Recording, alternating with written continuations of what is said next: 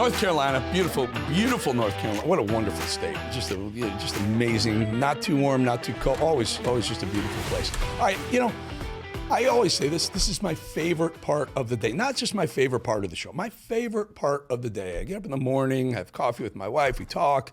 I watch CNBC and see what's going on in markets and things like that.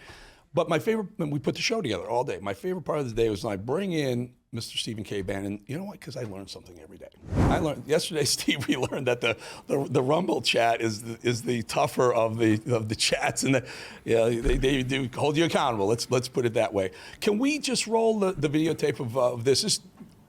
They're going to tell me Mad Dog just told me they don't have it yet, so he's going to let me know when they have it. But AOC and Bernie Sanders have been on the Kill the Oligarchs tour, and all oligarchs are bad, and I'm sure they're pointing to Trump and Elon Musk and whatnot. But what strikes me is that they're flying around, and by the way, these two knuckleheads are the ones who are the green agenda faces of the green agenda. They're flying around in private jets, Steve. $77,000 she spent. They're showing the video right now. This is AOC getting off a private jet that for 5 hours. They rented it for 5 hours. $77K. That congresswoman makes $174,000 a year before taxes, and she spent $77K on this private jet. Just one stop. Your thoughts? Well, knowing how tough it is to travel, I don't want to criticize her for doing something I do a lot of. I think she's also using her PAC or whatever, the money she raises on the outside. But it's, to me, Eric, it's not the phoniness of flying a jet. It's the phoniness that the oligarchs they're talking about were created by the Democratic Party and our progressive Democrats. If you think this week, think about what's happening this week in Washington, D.C., the massive trade fight, the tariff fight. President Trump's not backing down from the CCP. Caroline Levitt just on a moment ago saying President Trump is not going to unilaterally pull down any of the tariffs. Also, we have in court, Google in two courts, one in Northern Virginia, the other in D.C., two federal courts trying to break them up. And you got President Trump's FTC has got Facebook. In addition, President Trump is now out in the open. We're talking about a massive tax cut for the working class across many sectors and a potential tax increase for the wealthy to pay for it. That's populism. That's taken on the oligarchs. What these guys, they never raised taxes on the wealthy. They created the oligarchs in Silicon Valley and never went after them on antitrust. President Trump is going after these guys on antitrust, FTC, FCC.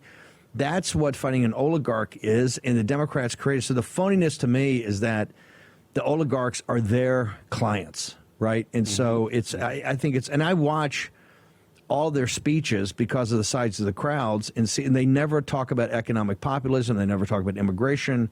They're open borders. They want, they want the whole world to come here and compete. You never hear Bernie talk about anything meaningful except, federal minimum wage. It's ridiculous, and it's totally phony. Yeah. President Trump's a populist. Yes, and so is the man I'm talking to. You're the founder. You're like the guru, the godfather of that movement.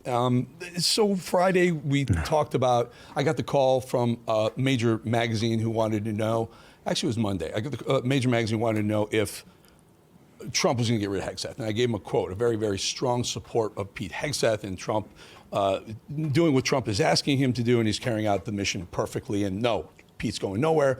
And you and I said, well, if they don't print that, we're going to call him.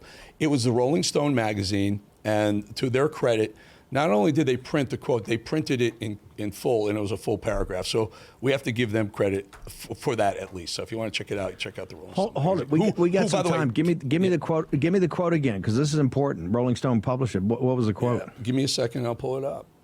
Exactly what I'll do. This is live TV, folks. So it's gonna take me a second. By the way, is the shirt sleeves is the shirt sleeve is the Izod or the polo shirt? Are you coming in a tank top? Are we having a gun show? Is this what it is today? It's the Eric Bolling gun show? You know, one of your buddies, Chris Cuomo, I was on his podcast yesterday, and he actually has it shorter and tighter than this. I said, Cuomo, I mean, one final question is, how many push-ups did you do before the show to get yourself jacked up? How about this? Let me give you I can't find the quote right now. Let me find the quote. Let's see if it's here. Oh, yeah, I got it. Ready? It's pretty evident to Rolling Stone, and they printed it in full. Yep. It's pretty evident that Pete Hegseth is doing the job he was hired to do: eliminate DEI from the department, lean hard into the Middle East, dispel DOD hires who don't display America First DNA. Hegseth likely is getting negative reviews from folks who have an axe to grind against Trump, or the perception that Hegseth came from Fox and not necessarily a career military background. But none of that matters, because knowing Trump as long as I have, I can see the confidence Trump has in Hegseth. Read that. Pete ain't going anywhere anytime soon. And to their credit, they printed it. Bolling, that aged pretty well, sir. Yeah. See, Steve, I'm learning. I'm learning. I'll let you take the show and tell Davis he can come. I'd love to have Mike Davis on the show as many times as he's feasibly able. But he's so popular, he goes on other shows. I like to have unique guests on my show. That's all. For that day, at least. Yeah. He's not unique, that we'll say. Well, I meant unique to other shows. Eric Bolling. Yeah. We do it. Take it away, Steve. Good to talk to you. We got to farm him. Okay, Eric Bolling, thanks. Great handoff, sir, and great quote in Rolling Stone. And really impressed that they printed that, because that's pretty hardcore.